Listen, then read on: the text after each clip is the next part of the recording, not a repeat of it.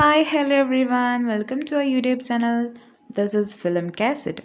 നമ്മളിന്ന് കാണാൻ പോകുന്നത് 2016 റിലീസായ ഒരു കൊറിയൻ ആക്ഷൻ ത്രില്ലർ സിനിമയായ ട്രെയിൻ ടു പൂസാനാണ്.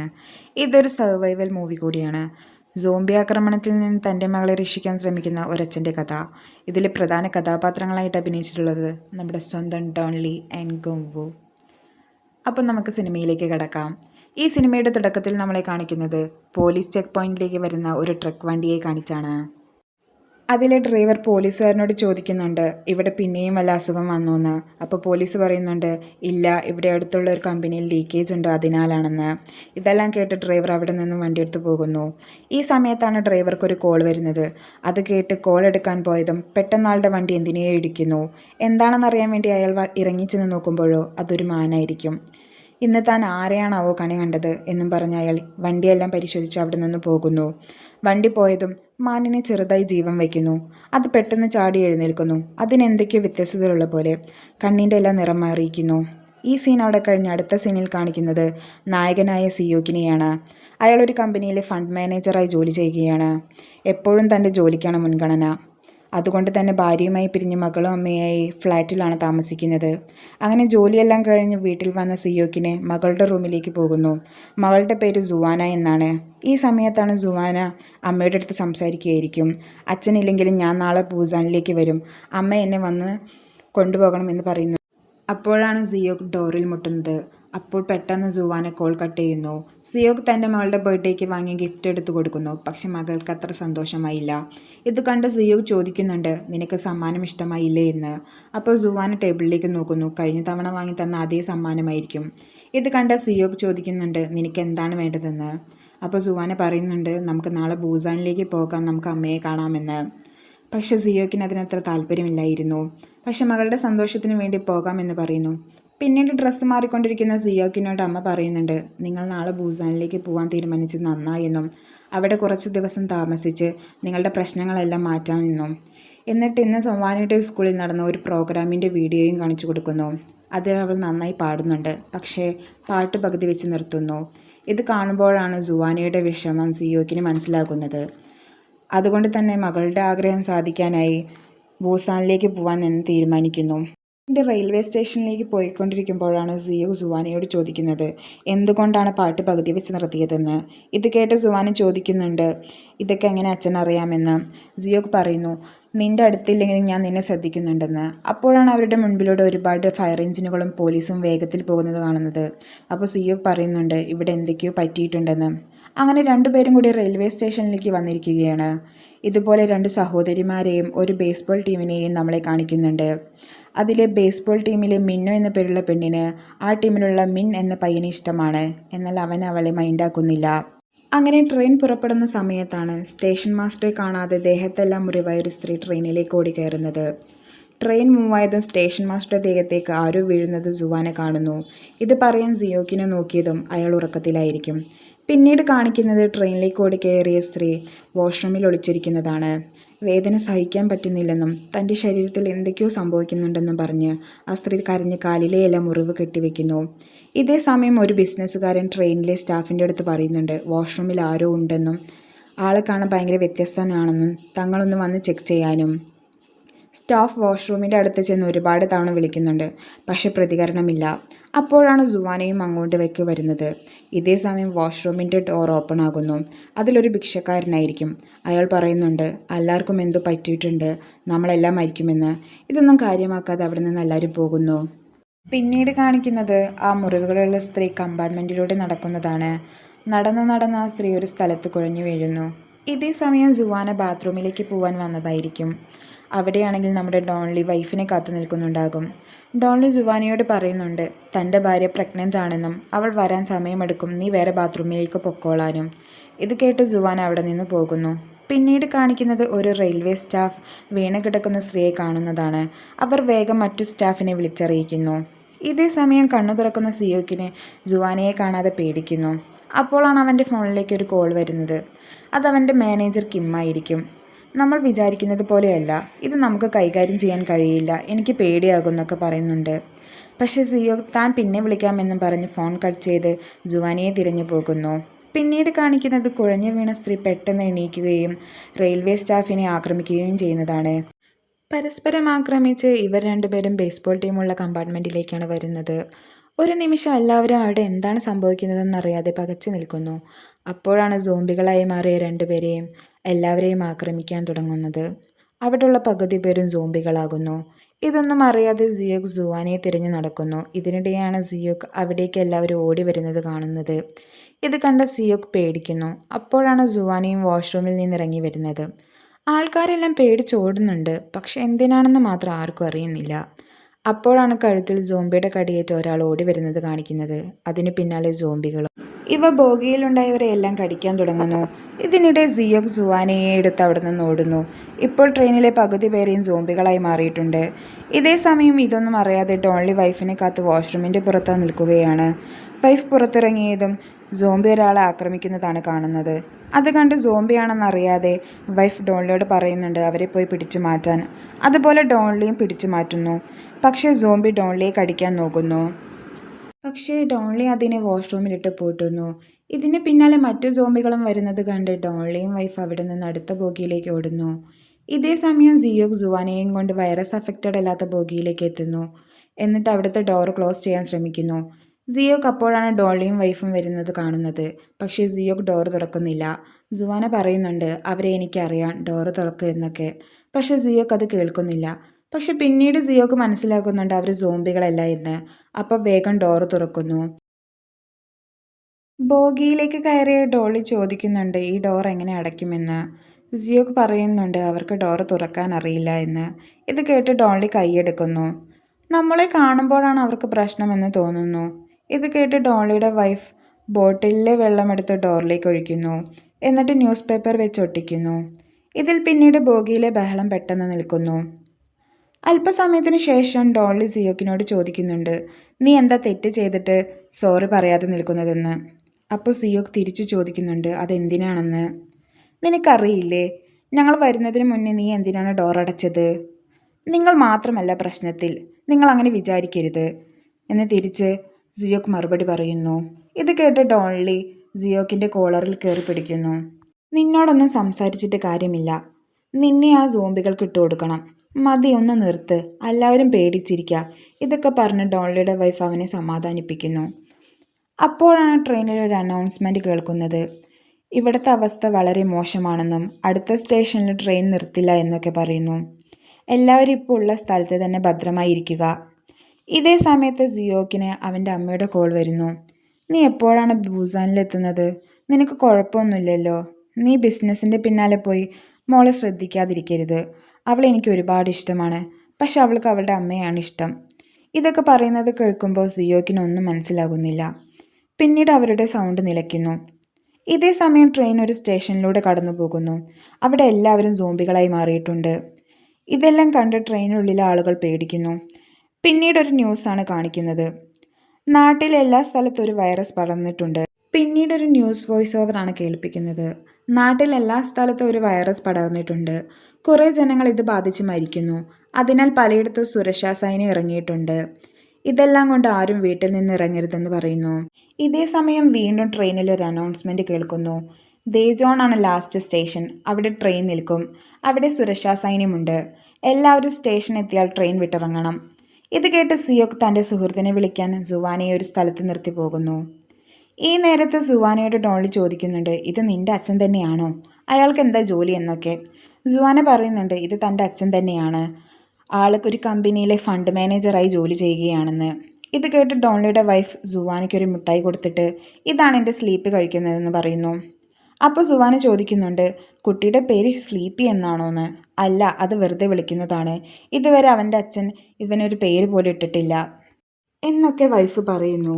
ഇതേ സമയം സിയോക്ക് തൻ്റെ ഫ്രണ്ടിനോട് തേജോണിൽ വരുന്നത് സേഫ് അല്ലേ, അവിടെ സുരക്ഷാ സൈന്യമില്ലേ എന്നൊക്കെ വിളിച്ചു ചോദിക്കുന്നു. അപ്പോൾ സുഹൃത്ത് പറയുന്നുണ്ട് ഇവിടെ ആരുമില്ല. അങ്ങനെയെങ്കിൽ നീ എന്നെ ഒന്ന് വന്ന് കൂട്ടിക്കൊണ്ടു പോകുമോ? എനിക്ക് വേറെ ഫ്രണ്ട്സ് ഒന്നുമില്ല ചോദിക്കാൻ എന്ന് സിയോക്ക് പറയുന്നു. അയാൾ ഇതിന് സമ്മതിക്കുന്നു. പക്ഷേ ഒരു കാരണവശാലും മെയിൻ ഗേറ്റിലൂടെ വരരുത്, ഈസ്റ്റ് സ്ക്വയറിലൂടെ വരണം, അവിടെ എൻ്റെ ആളുകളുണ്ടാകുമെന്ന് പറയുന്നു. ഇതെല്ലാം ആ ഭിക്ഷക്കാരനും കേൾക്കുന്നുണ്ട്. അങ്ങനെ ദേജോൺ സ്റ്റേഷനിൽ ട്രെയിൻ എത്തുന്നു. യാത്രക്കാരെല്ലാം പരസ്പരം പറയുന്നുണ്ട് ഈ സ്റ്റേഷൻ ഇത്രയും വിജനമായി ആദ്യമായാണ് കാണുന്നതെന്ന്. അങ്ങനെ എല്ലാവരും പ്ലാറ്റ്ഫോമിലേക്ക് പയ്യെ ഇറങ്ങുന്നു. ഇതേ സമയം ബേസ്ബോൾ സ്റ്റുഡൻസിനെയാണ് കാണിക്കുന്നത്. അതിലിനി ആകെ 4 പേരാണ് ജീവനോടെ ഉള്ളത്. ഈ സമയത്താണ് ലോക്കോ പൈലറ്റിന് അവിടെ എന്താണ് സംഭവിക്കുന്നതെന്ന് മനസ്സിലാവുന്നത്. ഈ നേരത്താണ് ലോക്കോ പൈലറ്റിൻ്റെ അടുത്തേക്ക് ഒരാൾ ഓടി വരുന്നത്. നമുക്ക് എത്രയും പെട്ടെന്ന് ബൂസാനിലേക്ക് പോവാം. ഇത് കേട്ട് ലോക്കോ പൈലറ്റ് പറയുന്നുണ്ട് അതൊന്നും പറ്റില്ല, അങ്ങനെയൊന്നും ചെയ്യാൻ പറ്റില്ല എന്ന്. അപ്പോൾ എവിടെ സുരക്ഷാ സൈന്യം ഉണ്ടാവുമെന്ന് പറഞ്ഞിട്ട് അവർ എവിടെ? എനിക്ക് അങ്ങനെയാണ് ഇൻഫോർമേഷൻ വന്നത്, പക്ഷേ എവിടെയാണെന്ന് എനിക്കറിയില്ല. ഞാൻ സ്റ്റാലിയോൺ എക്സ്പ്രസിൻ്റെ CEO ആണ്. വേജോണിലുള്ള എല്ലാ വഴികളും അടച്ചിരിക്കുകയാണ്. ഇവിടെ പ്രശ്നം ഭീകരമാണ്. എന്നാൽ ബൂസാനിൽ ആപത്തൊന്നുമില്ല, നമുക്ക് അങ്ങോട്ട് പോവാം. ഇത് കേട്ട് ലോക്കോ പൈലറ്റ് പറയുന്നുണ്ട് എന്നാൽ നമുക്ക് മറ്റ് യാത്രക്കാരെ ഇത് അറിയിക്കാം. ഇത് പറഞ്ഞ് ലോക്കോ പൈലറ്റ് അവിടെ നിന്ന് യാത്രക്കാരുടെ അടുത്തേക്ക് ഓടുന്നു. ഈ സമയം യാത്രക്കാരെല്ലാം സ്റ്റേഷൻ്റെ അകത്തേക്ക് എത്തുന്നു. അവിടെയൊന്നും ആരുമില്ല. തൻ്റെ സുഹൃത്ത് പറഞ്ഞതുപോലെ സിയോക് സുവാനയും കൊണ്ട് മറ്റൊരു വഴിയിലൂടെ പോകുകയാണ്. നമ്മൾ എങ്ങോട്ടാണ് പോകുന്നത്? അവരെല്ലാം ആ വഴിയിലൂടെയാണല്ലോ പോകുന്നത്. ഇത് കേട്ട് സിയോക് സുവാനയോട് പറയുന്നുണ്ട് നമ്മൾ ഈ വഴിയിലൂടെയാണ് പോകുന്നത്. അപ്പോഴാണ് സിയോക് ഭിക്ഷക്കാരനെ ശ്രദ്ധിക്കുന്നത്. എന്ത് പറ്റി? ഈ വഴിയല്ല, മെയിൻ സ്ക്വയർ വഴിയാണ് എല്ലാവരും പോകുന്നത്. അതുവഴി പൊക്കോളൂ. ഇല്ല, എനിക്ക് ഈ വഴിയാണ് പോകേണ്ടത്. നിങ്ങൾ ഫോണിൽ സംസാരിക്കുന്നത് ഞാൻ കേട്ടു. അവിടെ ആരുമില്ല, എല്ലാവരും സോംബികളായി മാറിയിട്ടുണ്ടെന്ന്. ഇത് കേട്ട് സുവാന സിയോക്കിനോട് പറയുന്നുണ്ട് ഞാൻ എല്ലാവരോടും പോയി പറയട്ടെ? വേണ്ട, അങ്ങനെ ചെയ്യണ്ട. നമുക്ക് നമ്മുടെ കാര്യം നോക്കിയാൽ മതി. എനിക്കിപ്പോഴാണ് അച്ഛനെ അമ്മ എന്തുകൊണ്ടാണ് വിട്ടുപോയതെന്ന് മനസ്സിലായത്. അച്ഛൻ സ്വാർത്ഥനാണ്. ഇങ്ങനെ പറഞ്ഞുകൊണ്ടിരിക്കുമ്പോഴാണ് ഭിക്ഷക്കാരൻ ഒരു സൈനികനെ കാണുന്നത്. അയാൾ അങ്ങോട്ട് പോകുന്നു. ഇത് കണ്ട് സിയോക് സുവാനയെ അവിടെ നിർത്തി ഇയാളുടെ പിന്നാലെ പോകുന്നു. പക്ഷേ തൊട്ടടുത്തെത്തുമ്പോഴാണ് അവർക്കത് മനസ്സിലാകുന്നത് അതൊരു സോംബി ആയിരിക്കും. ഇതേ സമയം മറ്റു യാത്രക്കാർ എസ്കലേറ്റർ വഴി താഴെ എത്തുമ്പോഴാണ് കാണുന്നത് സോംബികളായി മാറിയ സൈന്യം അവർക്ക് നേരെ വരുന്നത് കാണുന്നത്. ഡോൺലിയും വൈഫും ചില ബേസ്ബോൾ ടീമിലെ അംഗങ്ങളും 2-3 യാത്രക്കാരും അവിടെ നിന്ന് രക്ഷപ്പെട്ട് തിരിച്ചോടി വരുന്നു. ഈ സമയത്താണ് ജുവാനിയെ ഒരു സോംബി ആക്രമിക്കാൻ നോക്കുന്നത് ഡോൺലി കാണുന്നത്. അയാളെയും അടിച്ച് ജുവാനിയെ രക്ഷപ്പെടുത്തി അവർ അവിടെ നിന്ന് പോകുന്നു. ഇതേ സമയം സിയോക്കിൻ്റെ മേത്തേക്ക് ഒരു സോംബി ചാടി വീഴുന്നുണ്ട്. അവനെ കടിക്കാൻ നിൽക്കുന്നു. അപ്പോഴാണ് അവൻ ഒരു പുസ്തകം കാണുന്നത്. അതെടുത്ത് സോംബിയുടെ വായിൽ വയ്ക്കുന്നു. ഇത് കണ്ട് ഭിക്ഷക്കാരൻ ഓടി വന്ന് തൻ്റെ കോട്ടൂരി സോംബിയുടെ തലയിലിട്ട് മൂടുന്നു. അതോടെ സോംബി പിടിവിടുന്നു. ഇതൊക്കെ കണ്ട് ഡോൺലിയാണ് സിയോക്കിനോട് പറയുന്നുണ്ട് വേഗം ഓടി വരാൻ. അങ്ങനെ ഓടി വരുന്ന സിയോക്കിൻ്റെ പിന്നാലെ ഒരു കൂട്ടം സോംബികളുണ്ടാകും. ഡോൺലിയും അവൻ്റെ കൂടെയുണ്ടായവരെല്ലാം പ്ലാറ്റ്ഫോമിലേക്കുള്ള ഡോർ അടയ്ക്കാൻ ശ്രമിക്കുന്നു. അതേസമയം രക്ഷപ്പെട്ട ആൾക്കാരെല്ലാം ഓടി ട്രെയിനിൻ്റെ അകത്തേക്ക് കയറുന്നു. അങ്ങനെ ഓടി വരുന്ന ചില യാത്രക്കാർ സോംബികളുള്ള ബോഗിയാണ് തുറക്കുക. അതുകൊണ്ട് തന്നെ ഡോൺലിയുടെ വൈഫും ഭിക്ഷക്കാരനും സുവാനയും സിസ്റ്ററിലെ ഒരാളും വേറൊരു ബോഗിയിലാണ് കയറുക. ഇതേ സമയം ഡോളിയും മറ്റാളുകളും ഒരു വിധത്തിൽ ഡോർ അടച്ചോടുന്നു. പക്ഷെ അതിൽ കാര്യമുണ്ടായില്ല. ഡോറിൻ്റെ ഗ്ലാസ് അടക്കം പൊട്ടിച്ച് സോംബികൾ പുറത്തു വരുന്നു. ഇതേ സമയം CEO റെയിൽവേ സ്റ്റാഫിൻ്റെ അടുത്ത് വഴക്കുണ്ടാക്കുകയാണ്. വണ്ടി വേഗം എടുക്കാൻ പറയ്. ഇത് കേട്ട് ജിൻഹി പറയുന്നുണ്ട് എൻ്റെ ഫ്രണ്ട്സ് ഒന്നും വന്നിട്ടില്ല, അവരെത്തിയിട്ട് നമുക്ക് പോകാമെന്ന്. പക്ഷേ CEO അതിന് സമ്മതിക്കുന്നില്ല. നമുക്കിപ്പോൾ പ്രധാനം ഇവിടെ നിൽക്കുന്നവരുടെ ജീവനാണ്. ഇക്കാര്യം റെയിൽവേ സ്റ്റാഫും മറ്റു യാത്രക്കാരും ശരിവയ്ക്കുന്നു. എന്നിട്ട് ലോക്കോ പൈലറ്റിനോട് എല്ലാവരും എത്തിയെന്ന് പറയുന്നു. ഇതേ സമയം ഡോൺലിയും കൂട്ടരും പ്ലാറ്റ്ഫോമിലേക്ക് ഓടിയെത്തുന്നു. പക്ഷേ ഇവരുടെ കൂട്ടത്തിലെ ഓരോരുത്തരെയായി സോംബി ആക്രമിക്കുന്നു. ഇതേ സമയത്ത് ട്രെയിനും മൂവായിക്കൊണ്ടിരിക്കുന്നു. അങ്ങനെ ലാസ്റ്റ് സിയോക്കും ഡോൺലിയും മിന്നും മാത്രമാണ് ഉണ്ടാവുക.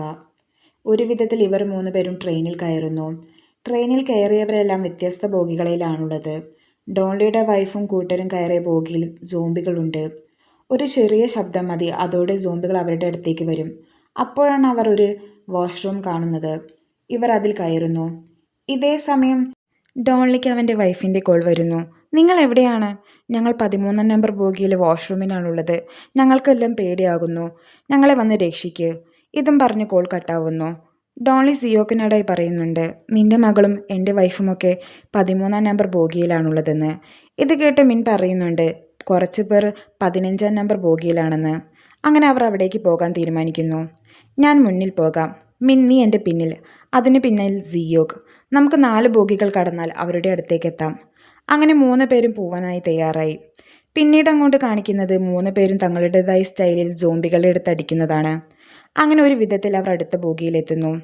പക്ഷേ അതിൽ മിന്നിൻ്റെ കൂട്ടുകാരുണ്ടായ ബോഗിയായിരിക്കും. തൻ്റെ സുഹൃത്തുക്കളെ കണ്ട് അവൻ ഒന്നും ചെയ്യാൻ സാധിക്കുന്നില്ല. ഈ അവസ്ഥ മനസ്സിലാക്കിയ മറ്റു രണ്ടുപേരും അവനെ മാറ്റി നിർത്തുന്നു. ശേഷം അവർ സോംബികൾ അടിച്ചിടാൻ ശ്രമിക്കുന്നു. പക്ഷെ അധിക നേരം അവർക്ക് പിടിച്ചു നിൽക്കാൻ കഴിയുന്നില്ല. സോംബികളെല്ലാം അവരെ പൊതിയുന്നു. മിന്നിനാളിൽ തൻ്റെ സുഹൃത്തുക്കൾക്ക് നേരെ ഒന്ന് കൈ ഉയർത്താൻ പോലും പറ്റുന്നില്ല. എല്ലാം അവസാനിച്ചു, ഇനി മരണമാണ് എന്ന അവസ്ഥയിലായിരിക്കുമ്പോൾ പെട്ടെന്നാണ് ട്രെയിൻ ഒരു ടണലിനുള്ളിലേക്ക് കയറുന്നത്. ഇതോടെ ട്രെയിനിൽ മുഴുവനും ഇരുട്ടായി. അതുകൊണ്ട് തന്നെ സോംബികൾക്കൊന്നും കാണാൻ കഴിയുന്നില്ല. ഇതേ സമയം അവിടെ ഉണ്ടായിരുന്ന ഒരു ബാഗിൽ നിന്നും കുറേയധികം ബോളുകൾ തറയിലേക്ക് വീഴുന്നു. ഈ ശബ്ദം കേട്ട് സോംബികൾ അങ്ങോട്ടേക്ക് പോയി. ഇതേ സമയം 3 പേരും അടുത്ത ബോഗിയിലേക്ക് ഓടിയെത്തുന്നു. അവർക്ക് ഇരുട്ടത്തൊന്നും കാണാൻ കഴിയില്ലെന്ന് തോന്നുന്നു. ഈ സമയത്താണ് നമുക്ക് രക്ഷപ്പെടാൻ കഴിയുക. അതെ, എനിക്കും അങ്ങനെ തോന്നി എന്ന് മിന്നും ഡോളിയും പരസ്പരം പറയുന്നു. നിന്റെ ഫോണൊന്ന് താ എന്ന് സിയോ ഡോളിയോട് ചോദിക്കുന്നുണ്ട്. ഡോളി ഫോൺ എടുത്തു കൊടുക്കുന്നു. വീണ്ടും ട്രെയിൻ ടണലിനുള്ളിലേക്ക് കയറി. ഇത് തന്നെയാണ് സമയമെന്ന് കരുതി 3 പേരും കൂടി അടുത്ത ബോഗിയിലേക്ക് കയറി പതുങ്ങിയിരിക്കുന്നു. ശേഷം സിയോ തൻ്റെ കയ്യിലുള്ള ഫോൺ എടുത്ത് തങ്ങൾക്ക് പോകേണ്ടതിൻ്റെ ഓപ്പോസിറ്റിലേക്ക് വലിച്ചെറിയുന്നു. എന്നിട്ട് ആ ഫോണിലേക്ക് ഡോളിയുടെ ഫോണിൽ നിന്ന് വിളിക്കുന്നു. ഫോൺ റിംഗ് ആയതും ആ ശബ്ദത്തിൻ്റെ അടുത്തേക്ക് സോംബികൾ പാഞ്ഞു. അങ്ങനെ ഒരു വിധത്തിൽ അവർ വാഷ്റൂമിലുണ്ടായവരെല്ലാം കണ്ടെത്തുന്നു. ഇതേ സമയം ബോഗിയിൽ വെളിച്ചം കയറി. ഇത് കണ്ട് 3 പേരും മറ്റൊരു വാഷ്റൂമിലേക്ക് കയറി വിളിക്കുന്നു. നിന്റെ മകളെ രക്ഷിച്ചത് ഞാനാണ്. നീ ഈ ജീവിതകാലം മുഴുവൻ എൻ്റെ അടുത്ത് കടപ്പെട്ടിരിക്കണം. ഇങ്ങനെ പറയുന്ന ഡോളിയോട് തിരിച്ച് സിയോക്ക് പറയുന്നുണ്ട്. നിന്റെ റിംഗ് ടോൺ ഇത്രയും ദാരിദ്ര്യം പിടിച്ചതായിരിക്കുമെന്ന് ഞാൻ കരുതിയില്ല എന്ന്. നിനക്കറിയാഞ്ഞിട്ടാണ്. ഇതാണ് ഇപ്പോഴത്തെ ട്രെൻഡ്. ഇത് പറയുന്ന ഡോളിയെ നോക്കി മിഞ്ചിരിക്കുന്നു. ഇതിനിടയിലാണ് സിയോക്ക് പറയുന്നത്, ഇനി 2 മിനിറ്റ് കഴിഞ്ഞാൽ ഒരു ടണൽ വരും, നിങ്ങൾ റെഡിയല്ലേ എന്ന്. ഇതേ സമയം ജിൻഹിക്ക് ഒരു മെസ്സേജ് വരുന്നു. ഇത് കണ്ട് അവൾ ബോഗിയിലുള്ള മറ്റു യാത്രക്കാരോട് പറയുന്നുണ്ട്, എൻ്റെ കൂട്ടുകാർ ഇങ്ങോട്ട് വരുന്നുണ്ട്. അവരിപ്പോൾ 13-ാം നമ്പർ ബോഗിയിലാണ്. ആരാണ് വരുന്നത്? സിഇഒ ചോദിക്കുന്നു. എൻ്റെ ഫ്രണ്ട്സ്. അവർ 9-ാം നമ്പർ ബോഗിയിൽ നിന്നാണ് വരുന്നത്. ഇത് കേട്ടത് സിഇഒ പറയുന്നുണ്ട്, ഞാൻ സമ്മതിക്കില്ല. ഇത്രയും ബോഗി കടന്നു വന്ന് അവർ എന്തായാലും സോംബികൾ ആക്രമിച്ചിട്ടുണ്ടാവുമെന്ന്. മറ്റു യാത്രക്കാരും ഇത് തന്നെ പറയുന്നു. അങ്ങനെ വീണ്ടും ടണലിലേക്ക് ട്രെയിൻ കയറുന്നു. ആ സമയം നോക്കി എല്ലാവരും പുറത്തിറങ്ങി. ഇത്രയും സോംബികളുടെ ഇടയിൽ നമ്മൾ എങ്ങനെ ഇത്രയും വേഗത്തിൽ പോവാൻ കഴിയും? ഈ സമയത്താണ് സിയോക്കിനൊരു ഐഡിയ തോന്നുന്നത്. ലഗേജ് വെക്കുന്ന സ്ഥലമില്ലേ, നമുക്കതിലൂടെ ഇഴഞ്ഞു പോകാമെന്ന്. അങ്ങനെ ഇരുവശത്തു കൂടി എല്ലാവരും ഇഴഞ്ഞു പോകുകയാണ്. ചെറിയൊരു ശബ്ദം മതി, സോംബികൾ വന്ന് ആക്രമിക്കും. ഇങ്ങനെ ഇഴഞ്ഞു പോകുമ്പോൾ സിയോക്ക് ഒരു ബാഗ് കാണുന്നു. അതെടുത്ത് അവൻ വന്ന സ്ഥലത്തേക്ക് എറിയുന്നു. ഇത് കേട്ട് സോംബികൾ അങ്ങോട്ടേക്ക് ഓടി. ഈ സമയത്ത് എല്ലാവരും അതിൽ നിന്നിറങ്ങുന്നു. ഭിക്ഷക്കാരൻ്റെ കാലിന് വയ്യാത്തതിനാൽ അവൻ മറ്റുള്ളവരെ പോലെ വേഗത്തിൽ ഇറങ്ങാൻ കഴിയുന്നില്ല. അങ്ങനെ ഒരു വിധത്തിൽ ഇറങ്ങി ഓടാൻ ശ്രമിക്കുമ്പോഴേക്കും ട്രെയിൻ ടണലിൽ നിന്ന് പുറത്തേക്ക് വരുന്നു. ഇതോടുകൂടി അവിടെ മുഴുവനും വെളിച്ചമായി. സോംബികളുള്ള ബോഗിയിൽ കുടുങ്ങിയ സിയോക്ക് ഭിക്ഷക്കാരനോട് നമുക്ക് അപ്പുറത്തെ ബോഗിയിലേക്ക് ഓടാമെന്ന് ആംഗ്യം കാണിക്കുന്നു. കാലക്കേടിനെന്ന പോലെ ഓടുന്ന സമയത്ത് ഭിക്ഷക്കാരൻ ഒരു ബോട്ടിലിൽ ചവിട്ടി ശബ്ദമുണ്ടാക്കി. ഇതോടുകൂടി സോംബികളെല്ലാം ചീറിപ്പാഞ്ഞു വരുന്നു. പക്ഷെ എങ്ങനെയൊക്കെയോ എല്ലാവരും അടുത്ത ബോഗിയിലെത്തി. അവിടെയുള്ളവരാണെങ്കിൽ വാതിൽ അടച്ചു വെച്ചിരിക്കുകയാണ്. ഇവർ എത്ര ശ്രമിച്ചിട്ടും ഡോറ് തുറക്കാനാവുന്നില്ല. ഈ സമയം മിൻ ജിൻഹിയെ വിളിക്കുന്നുണ്ട്. പക്ഷേ ഫോൺ സിഇഒ ചവിട്ടി പൊട്ടിക്കുന്നു. ഡോളിയാണെങ്കിൽ തൻ്റെ സർവ്വശക്തിയും എടുത്ത് ഡോർ അടയ്ക്കാൻ ശ്രമിക്കുന്നുണ്ട്. പക്ഷെ അവനെക്കൊണ്ട് അതിന് കഴിയുന്നില്ല. ഇത് കണ്ട് സിഇഒക്കും തന്നെ കൊണ്ടാവുന്ന വിധം സോംബികളെ തല്ലുന്നു.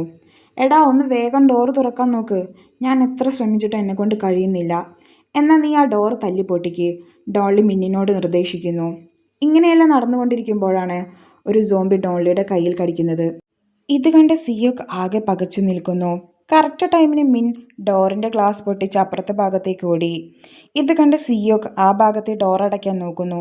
അതിന് കൂട്ടായി മറ്റു യാത്രക്കാരും. ഇതിനിടയിലാണ് സിഇഒൻ്റെ ഭാഗത്തുണ്ടായിരുന്ന സിസ്റ്റേഴ്സിലെ ഒരാളെ കാണിക്കുന്നത്. അവർ നോക്കുമ്പോൾ തൻ്റെ സഹോദരിയും ഈ വന്നവരുടെ കൂട്ടത്തിലുണ്ട്. ഇത് കണ്ട് അവർ ഡോറടച്ച് നിൽക്കുന്നവരെ പിടിച്ചു മാറ്റാൻ ശ്രമിക്കുന്നു, കൂടെ നമ്മുടെ ജിൻഹിയും. പക്ഷേ ഇവരെ മറ്റു യാത്രക്കാർ തട്ടിമാറ്റുന്നു. ഇതിനിടെ ഡോളിയുടെ അടുത്തേക്ക് വരുന്ന വൈഫിനോട് എൻ്റെ അടുത്തു നിന്ന് മാറി നിൽക്കാൻ ഡോളി പറയുന്നു.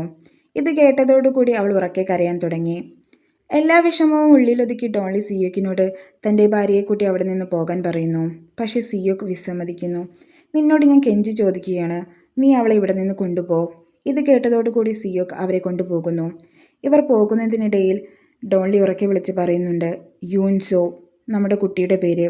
ഇത് പറഞ്ഞു തീർന്നതും സോംബികളെല്ലാം ഗ്ലാസ് പൊട്ടിച്ച് ഡോൺലിയെ ആക്രമിക്കുന്നു.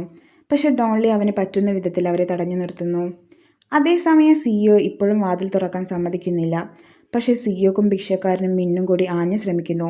അങ്ങനെ ഒരു വിധത്തിൽ വാതിൽ തുറന്നു. അങ്ങനെ ഓരോരുത്തരായി ബോഗിയിലേക്ക് കയറുന്നു. പക്ഷേ ഈ സമയത്താണ് സിസ്റ്റേഴ്സിൽ ഒരാളെ സോംബി ആക്രമിക്കുന്നത്. ഇതിനിടെ സിയോക്ക് ഓടി വന്ന് ബോഗിയിലേക്ക് കയറി ഡോർ അടയ്ക്കുന്നു. നീ എന്തിനാ ഇങ്ങനെ ചെയ്തതെന്നും ചോദിച്ച് സിഇഒനെ പൊതിരെ തല്ലുന്നു. ഇവനും സോംബി ആയിട്ടുണ്ട്. ഇത് കേട്ടതും സിയോക്ക് അവനെ തല്ലുന്നത് നിർത്തുന്നു.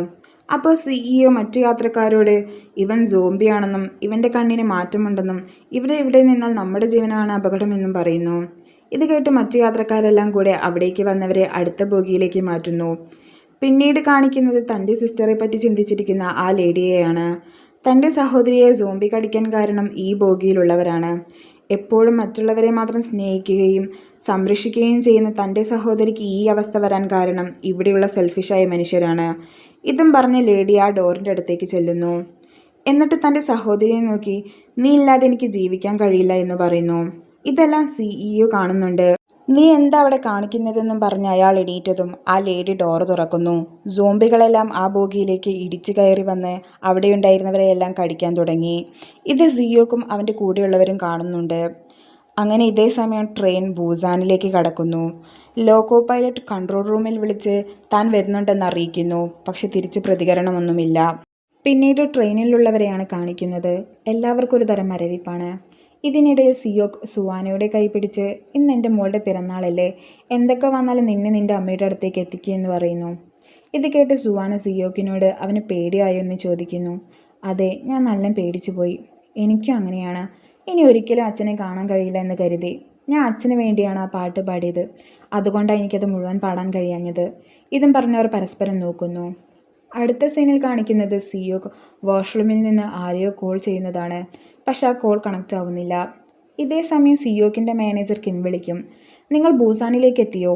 ഇല്ല, ഇനിയും കുറച്ച് സമയത്തിനുള്ളിൽ. ബൂസാനിൽ പ്രശ്നങ്ങളൊന്നുമില്ലല്ലോ? ഇല്ല, ബൂസാൻ ഇപ്പോഴും സുരക്ഷിതമാണ്.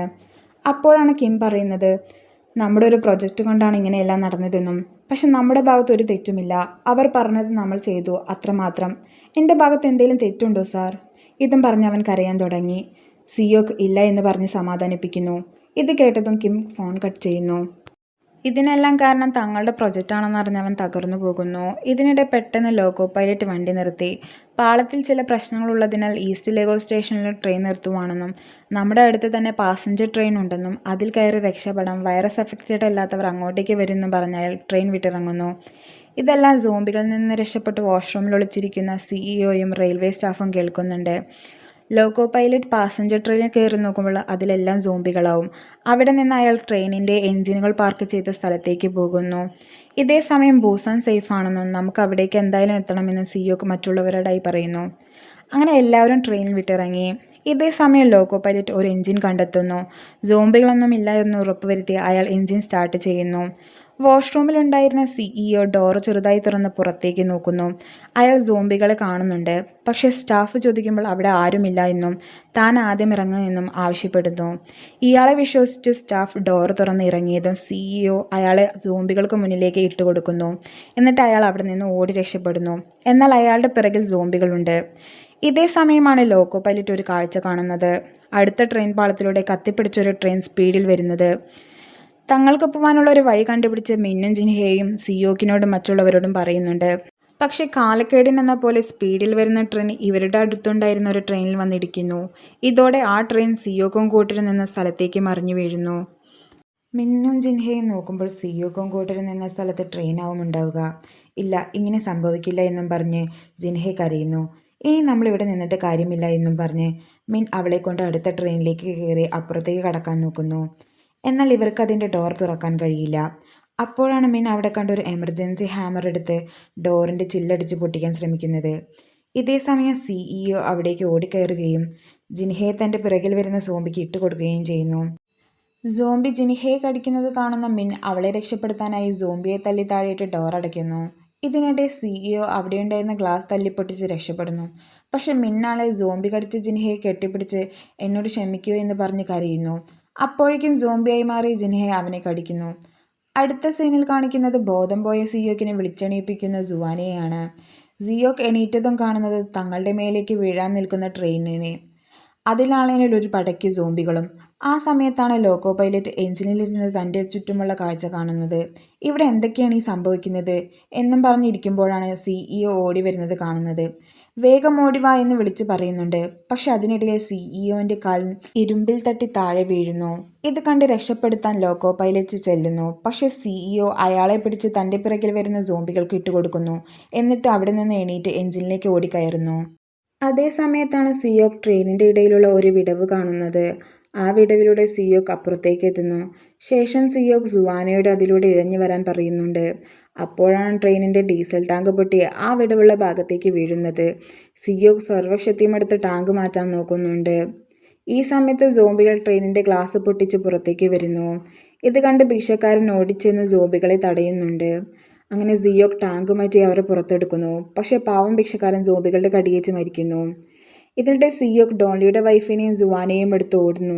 പക്ഷേ ഇവരുടെ പുറകെ ഗ്ലാസ് പൊട്ടിച്ച് പുറത്തു വരുന്ന സോംബികളുമുണ്ട്. ഇങ്ങനെ ഇവർ ഓടുന്ന സമയത്ത് ഈ ശബ്ദം കേട്ട് മറ്റു സോംബികളും ആ ഭാഗത്തേക്ക് വരുന്നു. അങ്ങനെ ഒരു വിധത്തിൽ സിയോക്കും ഡോളിയുടെ വൈഫും സുവാനയും എല്ലാം എഞ്ചിനിൽ കയറുന്നു. പക്ഷേ സോംബികളും അവരുടെ പിറകിലുണ്ട്. ഇതോടെ പിറകിൽ വരുന്ന സോംബികളെല്ലാം ഒന്നിനു പുറകെ ഒന്നായി വലിഞ്ഞു കയറാൻ തുടങ്ങുകയും ചെയ്യുന്നു. കുറേയധികം സോംബികൾ എഞ്ചിനെ പിറകോട്ട് വലിക്കുന്നതിനാൽ എഞ്ചിനിൻ്റെ വേഗത കുറയുന്നു. ഇത് കണ്ട് സിയോക് അവരെ ചവിട്ടി താഴെയിടാൻ ശ്രമിക്കുന്നുണ്ട്. അങ്ങനെ കുറച്ചധികം നേരത്തിനുള്ളിൽ സിയോക് അവരെയെല്ലാം തള്ളി താഴെയിടുന്നു. അങ്ങനെ കുറച്ചു നേരം അവിടെ നോക്കി നിന്നതിന് ശേഷം സിയോക് ലോക്കോ പൈലറ്റിൻ്റെ ക്യാബിൻ്റെ അടുത്തേക്ക് ചെല്ലുന്നു. അവിടെയാണ് CEO സോംബിയുടെ കടിയേറ്റിരിക്കുകയും. ഇത് കണ്ട് സിയോക് വേഗം ഡോറടച്ച് പുറകോട്ട് പോകുന്നു. പക്ഷേ CEO മുഴുവനായും സോംബി ആയിട്ടുണ്ടാകില്ല. അയാൾ ഡോറ് തുറക്കുന്നു. എനിക്ക് പേടിയാകുന്നു. എന്നെ എങ്ങനെയെങ്കിലും വീട്ടിൽ കൊണ്ടുപോയാക്ക്. എൻ്റെ അമ്മ എന്നെ കാത്തു നിൽക്കുന്നുണ്ടാവും. ഇല്ല, നീ ഇപ്പോൾ സോംബിയാണ്. ഇത് കേൾക്കുമ്പോഴാണ് അയാൾ സോംബിയുടെ കടിയേറ്റ് നിൽക്കുകയാണെന്ന് മനസ്സിലാക്കുക. ഇത് കണ്ടതും അയാൾ കരയാൻ തുടങ്ങുന്നു. അത് നടക്കാൻ വഴിയില്ല. കുറച്ചു കഴിഞ്ഞതും അയാളുടെ മുഖത്ത് ഭാവവ്യത്യാസമുണ്ടാകുന്നു. എന്നിട്ട് ഓടി വന്ന് സിയോക്കിനെ കടിക്കാൻ ശ്രമിക്കുന്നുണ്ട്. സിയോക്ക് അയാളുടെ തല ഒരു കമ്പിയിലിടിക്കുന്നു. അയാൾ അപ്പോൾ സിയോക്കിൻ്റെ മേലിൽ കിടന്ന് കടിക്കാൻ ശ്രമിക്കുന്നുണ്ട്. ഇത് കണ്ട് ഡോളിയുടെ ഭാര്യ വന്ന് അയാളെ പുറകിൽ നിന്ന് പിടിച്ചെഴുന്നേൽപ്പിക്കുന്നു. അപ്പോൾ അയാൾ അവളെ കടിക്കാൻ തുടങ്ങുന്നു. ഇത് കണ്ട സിയോക്ക് അവൻ്റെ കൈ കൊണ്ട് അയാളുടെ വായ മൂടുന്നു. പക്ഷേ അയാൾ അവൻ്റെ കൈ കടിക്കുന്നു. സിയോക്ക് അങ്ങനെ തന്നെ അയാളെയും കൊണ്ട് പുറകോട്ട് നടക്കുന്നു. ശേഷം എഞ്ചിനിൽ ഘടിപ്പിച്ച ഒരു ചങ്ങല കൊണ്ട് അവൻ്റെ ശരീരത്തെ കെട്ടി പുറത്തേക്ക് ചാടുന്നു. പക്ഷേ സിയോക്ക് ചങ്ങലയിൽ പിടിച്ചു കയറുകയും അയാൾ നിലത്ത് വീണ് മരിക്കുകയും ചെയ്യുന്നു. പക്ഷേ ഇതിനിടയിൽ സിയോക്കിനും കടിയേറ്റിട്ടുണ്ട്. അവൻ എപ്പോൾ വേണമെങ്കിലും സോംബിയായി മാറാം. സുവാനയ്ക്ക് ഇതൊന്നും കണ്ടിട്ട് സഹിക്കാൻ കഴിയാതെ അവൾ ഉറക്കെ കരയാൻ തുടങ്ങി. സിയോക്ക് അവരെ രണ്ടുപേരെയും കൊണ്ട് ക്യാബിനിലേക്ക് വരുന്നു. ഞാൻ പറയുന്നത് ശ്രദ്ധിച്ച് കേൾക്കണം. ഇത് വാൽവ്, ഇത് ബ്രേക്ക്. നിങ്ങൾ അവിടെ എത്താനായാൽ ബ്രേക്ക് പിടിച്ച് വലിക്കണം. ഇതെല്ലാം കണ്ട് ഡോൺലിയുടെ വൈഫ് അവനെ നിറുകണ്ണുകളോടെ നോക്കുന്നു. ശേഷം സിയോക് സുവാനയോട് ഡോൺലിയുടെ വൈഫിനോടൊപ്പം നിൽക്കണമെന്നും ബൂസാനിൽ ഒരു പ്രശ്നമില്ലെന്നും പറയുന്നു. എന്നെ വിട്ട് എവിടെയും പോവരുതച്ചാ, ഇവിടെ തന്നെ നിന്നാൽ മതി. ഇത് പറഞ്ഞ് അവൾ ഉറക്കെ കരയാൻ തുടങ്ങി. ഇത് കണ്ട് സിയോക് അവളുടെ അടുത്ത് നിന്നും പുറത്തു വരുന്നു. എന്നിട്ട് എഞ്ചിൻ്റെ ഏറ്റവും അറ്റത്തേക്ക് വരുന്നു. ഇതേ സമയം അവൻ്റെ ഓർമ്മകളിൽ സുവാന ജനിച്ചപ്പോൾ അവൻ എടുത്തു നിന്നതായിരിക്കും. ഇതെല്ലാം കണ്ട് അവൻ ചിരിച്ചുകൊണ്ട് ട്രെയിനിൽ നിന്ന് ചാടുന്നു. തൻ്റെ കൺമുന്നിൽ തന്നെ അച്ഛൻ ട്രെയിനിൽ നിന്ന് ചാടുന്നത് കണ്ട് സുവാന ചങ്ക് പൊട്ടി കരയുന്നു. അങ്ങനെ ട്രെയിൻ ബൂസാനിലേക്ക് പോയിക്കൊണ്ടിരിക്കുന്നു. അതേ സമയത്താണ് അവർ കാണുന്നത് ട്രാക്കിൽ കുറേയധികം ബാരിക്കേഡുകളും വേറെ എന്തൊക്കെയോ വെച്ച് വഴി അടച്ചിരിക്കുന്നത്. അവർ ട്രെയിൻ നിർത്തി അതിൽ നിന്ന് ഇറങ്ങി നടക്കുന്നു. അവരുടെ മുന്നിലായി വലിയ തുരങ്കമുണ്ട്. അടുത്ത സീനിൽ കാണിക്കുന്നത് തുരങ്കത്തിൻ്റെ മറുസൈഡിൽ കുറച്ച് പട്ടാളക്കാർ തോക്കുമായി ഇരിക്കുന്നതാണ്. തുരങ്കം കടന്ന് ഇപ്പുറത്തേക്ക് വരുന്ന സോംബികളെ കൊല്ലാനാണ് അവർ അവിടെ ഇരിക്കുന്നത്. ഈ സമയത്താണ് ഒരു പട്ടാളക്കാരൻ നടന്നു വരുന്ന സുവാനയെയും ഡോളിയുടെ വൈഫിനെയും കാണുന്നത്. അവർ അപ്പോൾ തന്നെ തൻ്റെ കമാൻഡറെ വിളിച്ചു പറയുന്നു. ഒരു കുട്ടിയും സ്ത്രീയും തുരങ്കം കടന്നു വരുന്നുണ്ടെന്നും ഇരുട്ടതിനാൽ അവർ സോംബികളാണോ എന്ന് കൃത്യമായി പറയാൻ കഴിയില്ല എന്നും പറയുന്നു. ഇത് കേട്ട് കമാൻഡർ എന്നാൽ അവരെ കൊന്നു കളഞ്ഞേക്ക് എന്ന് പറയുന്നു. ഉത്തരവ് കിട്ടിയതും പട്ടാളക്കാർ തോക്കുകയും ചെയ്ത് ട്രിഗർ അമർത്തുമ്പോഴാണ് ഒരു പാട്ട് കേൾക്കുന്നത്. അത് സുവാന പാടുന്നതായിരിക്കും. സ്കൂളിൽ പകുതി വെച്ച് നിർത്തിയ പാട്ടായിരിക്കും അത്. സോംബികളല്ല ഇവരെന്ന് മനസ്സിലാക്കിയതോടെ പട്ടാളക്കാർ ബാക്കി പട്ടാളക്കാരുടെ ഇത് അറിയിക്കുന്നു. ഇത് കേട്ട് എല്ലാ പട്ടാളക്കാരും അവരുടെ അടുത്തേക്ക് ഓടുന്നു. ഈ സീൻ കാണിച്ചാണ് ഈ മൂവി അവസാനിക്കുന്നത്. അപ്പോൾ എങ്ങനെയുണ്ടായിരുന്നു ഈ മൂവി? എൻ്റെ അഭിപ്രായത്തിൽ ഈ മൂവി ഒരു മസ്റ്റ് വാച്ച് ഫിലിമാണ്. അപ്പോൾ ശരി, നമുക്ക് പിന്നെ കാണാം. ബായ്.